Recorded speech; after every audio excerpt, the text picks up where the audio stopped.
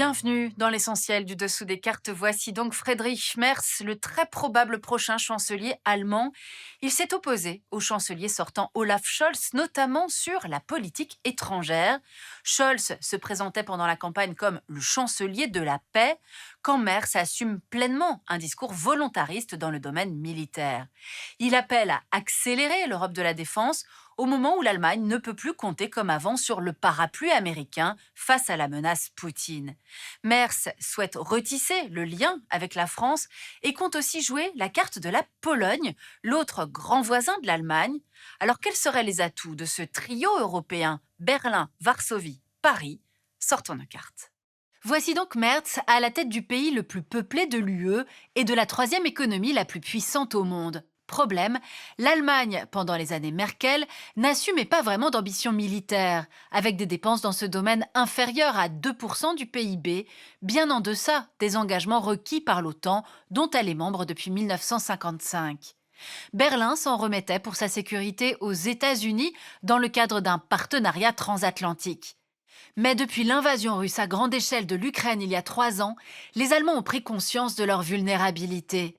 Le gouvernement Scholz a dû engager un plan de modernisation accéléré de son armée, avec un fonds spécial de 100 milliards d'euros pour l'achat d'armement, échelonné sur la période 2022-2027. Le futur chancelier allemand Merz veut aller encore plus loin dans le réarmement de son pays et au-delà de l'Europe. Pour cela, on l'a dit, il compte renforcer les liens avec deux voisins, la France et la Pologne. La Pologne a fait partie, avec les États baltes, des premiers pays à alerter sur la menace Poutine. Il faut dire que les Polonais partagent plus de 400 kilomètres de frontière avec la Biélorussie, alliée de la Russie, et plus de 200 kilomètres avec la Russie elle-même, via l'enclave de Kaliningrad. La Pologne partage par ailleurs plus de 500 kilomètres de frontière avec l'Ukraine, dont elle est l'un des principaux soutiens face à l'expansionnisme russe. C'est via la Pologne que transite l'essentiel de l'aide militaire occidentale, et Varsovie a toujours été l'un des principaux défenseurs de l'adhésion de l'Ukraine à l'UE et à l'OTAN. Tout ce que le Premier ministre polonais partage avec son futur homologue allemand, une conviction: il faut réveiller les Européens sur le sujet de la défense du continent.